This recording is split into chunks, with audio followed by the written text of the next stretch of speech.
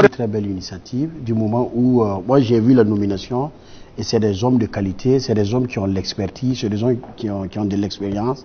Mais bon, là où je suis un peu d'accord avec M. Badolo, c'est les tâches qui les auront confiées voilà, sur le terrain parce qu'on n'a pas besoin d'être nommé, ou on n'a pas besoin de mettre une organisation en place pour pouvoir conseiller un président ou un gouvernement. Voilà, donc, mais si c'est comme je l'ai dit dans la nomination, j'ai vu des personnes que vraiment je sais qu'ils peuvent apporter les touches pour le bon fonctionnement du processus qui est enclassé par les nouvelles autorités. Mais aussi, là où je déplore, j'ai toujours été celui-là qui prône la prise en compte de la jeunesse, la prise en compte de la nouvelle génération.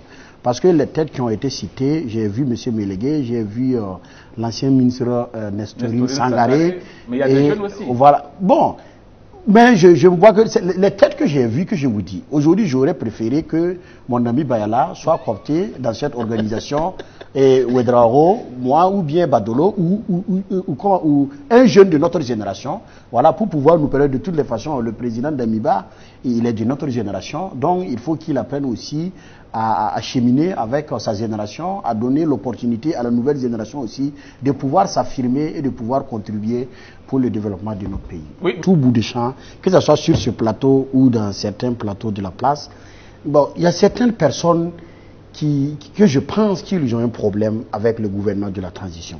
Parce que nous vivons à une époque où vraiment il faut, moi je ne suis pas de ceux-là qui disent qu'il faut faire de la résilience, mais il faut que nous travaillions à économiser nos énergies.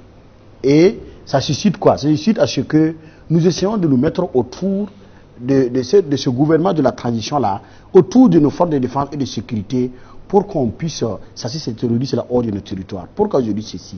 La majeure partie des temps, quand les FDS ont un acquis, je pense qu'il y a des gens qui sont allergiques à ça. Au lieu d'accepter que les militaires sont en train de faire un travail sur le terrain, moi je suis loin d'être un civis et je ne pourrais travailler à dédouaner qui que ce soit. Je suis un patriote, je suis un Burkinabé, je n'ai pas un autre pays où aller. Donc j'aimerais dire, à un moment donné, acceptons que nos forces de défense et de sécurité sont en train d'abattre un travail sur le terrain. Mais s'il y a lieu aussi de faire des dénonciations ou bien de faire certaines critiques, je suis d'avis, mais ne pensons pas tout notre temps à dire non, on est en train de perdre tous les territoires du moment. Attendez, il y avait chaque fois quand je parle, les gens pensent que j'ai un problème personnel avec le pouvoir dessus.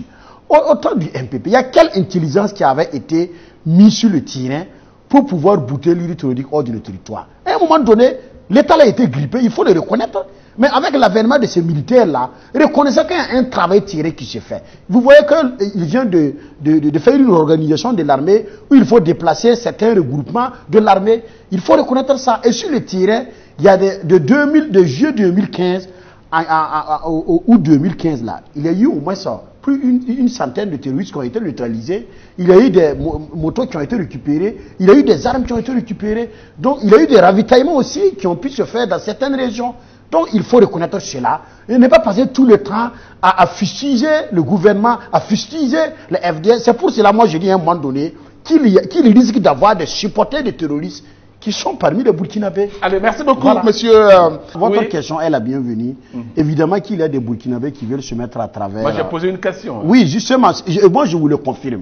Je dis qu'il y a des Burkinabés, et ces Burkinabés-là, ce sont ceux-là qui ont perdu leurs privilèges d'hier, ce sont ceux-là qui ont perdu leurs avantages d'hier, ce sont les militants du MPP et de leurs alliés, comme le balai citoyen.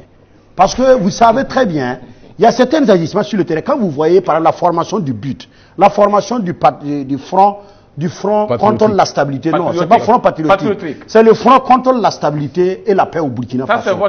C'est mon opinion. C'est ce que j'imagine. Parce que si vous voyez la coloration de ces organisations-là, c'est en partie les anciens ministres du MPP, les anciens hommes d'affaires du MPP, les anciens alliés du MPP, qui se sont coalisés pour semer la zizanie et empêcher l'avancée de la transition. Donc ça, il faut avoir le courage et l'honnêteté de le dire. Quand vous voyez parmi certains agissements, on va aller on va aller en arrière. Quand le président d'Amiba a initié la rencontre avec les anciens chefs d'État pour acquérir leur avis par rapport à la réconciliation et par rapport au développement du pays, vous avez vu que le président Blaise Compaoré est venu de la Côte d'Ivoire. Et après avoir donné son accord, bah parce que le président Roch-Kabore, il y en a qui m'étonne de... Voilà, c'est un monsieur qui n'hésite pas à rouler les autres dans la farine. Sinon, pour un premier plan, il avait donné...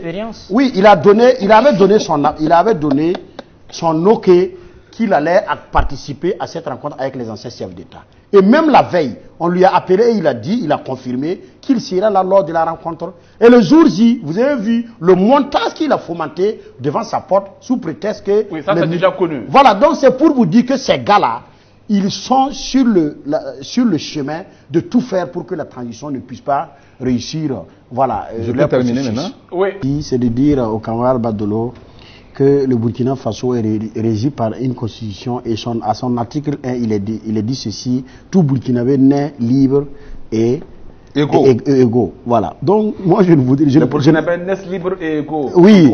Voilà. Donc, je ne vois pas où se trouve le problème du fait que ces nouvelles autorités-là doivent nommer quelqu'un qui vient du CDP, du MPP, de l'UPC ou du NTD, parce que nous sommes tous des Burkinabés. Et comme j'aime le dire, il n'y a pas de super Burkinabés. Seulement, là où moi je déplore, il ne faudra pas qu'on compte quelqu'un qui n'est pas sur la base de sa compétence. Du moment où la personne est compétente, si la personne peut apporter pour le bon déroulement de la chose publique, si la personne là est censée être dans le même dynamique que le gouvernement, moi je pense qu'il n'y a pas de problème. Et quand on dit qu'on veut restaurer l'ancien régime ou bien le CDP, attendez, est-ce que les militants du CDP ne sont pas des Burkinabés?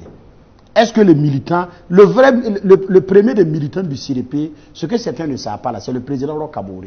Le président Roch-Kabore, il est ce qu'il est aujourd'hui grâce au CDP. Et même ses alliés. Donc, c'est-à-dire aujourd'hui, que ce soit le gouvernement de la transition ou un autre gouvernement qui arriverait à la tête de notre pays, il ne pourra pas se travailler sans tenir compte de ceux-là qui ont travaillé dans le passé avec le CDP. Donc, il faut avoir un esprit ouvert, il faut avoir un esprit de grandeur et se concentrer sur l'essentiel. Oui, 30 secondes. Oui.